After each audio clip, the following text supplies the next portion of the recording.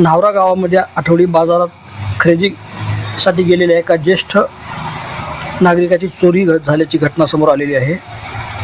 बाजारातील गर्दीचा फायदा घेत अज्ञात चोरट्यांनी शर्टच्या खिशातून मोबाईल फोन, रोख रक्कम आणि महत्त्वाची कागदपत्रे लंपास केली आहेत। या प्रकरणी शिरूर पोलीस स्टेशनमध्ये चोरीचा गुन्हा दाखल करण्यात आलेला आहे। ही घटना 28 डिसेंबर 2025 रोजी सायंकाळी 4 वाजण्याच्या सुमारास नावरा आठवडी बाजारात घडली। या प्रकरणातील फिर्यादी बाळकृष्ण विठ्ठल जगताप, वय 73 वर्ष, व्यवसाय सेवानिवृत्त शिक्षक, राहणार पिंपळगाव पिसा, तालुका श्रीगोंदा, जिल्हा अहमदनगर असे आहे। मिळालेल्या माहितीनुसार बाळकृष्ण जगताप हे नावरा आठवडी बाजारात सफरचंद खरेदी करण्यासाठी गेले होते।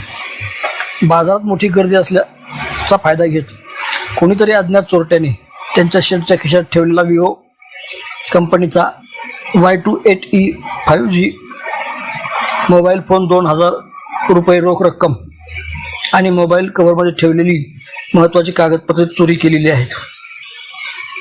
खरेदी झाल्यानंतर खिशात तपासणी केल्यावर चोरी झाल्याचे त्यांच्या लक्षात आले, असे त्यांनी फिर्यादीत स्पष्टपणे नमूद केलेले आहे।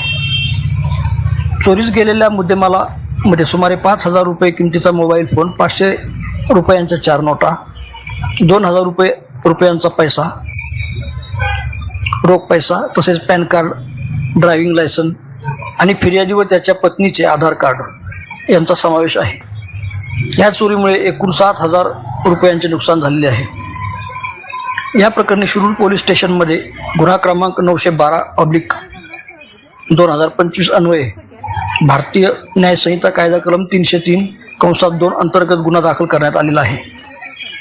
हा गुन्हा पोलीस हवालदार मोरे यांनी दाखल केला आहे। पुढील तपास हवालदार पवार हे करत आहेत। या प्रकरणावर पोलीस निरीक्षक श्री संदेश केंद्रे हे प्रभारी अधिकारी म्हणून काम पाहत आहेत। सध्या पोलिसांकडून नावरा परिसरातील CCTV फुटेज तपासले जात असून अज्ञात चोरट्याचा शोध सुरू आहे। दरम्यान पोलिसांनी नागरिकांना आवाहन केले आहे की आठवडा बाजार आणि गर्दीच्या ठिकाणी खिसे कापूंपासून सावध राहावे, मोबाईल व महत्त्वाची कागदपत्रे सुरक्षित ठिकाणी ठेवावीत आणि चोरी झाल्यास तत्काळ पोलिसांमध्ये तक्रार द्यावी। तर हीच होती आजची नावरा आठवडी बाजारातील चोरीची बातमी। अशाच स्थानिक आणि विश्वासार्ह बातम्यासाठी शिरूर वार्ता यूट्यूब चॅनल सबस्क्राईब करा, पहा, लाईक करा आणि कमेंट देखील करा। धन्यवाद।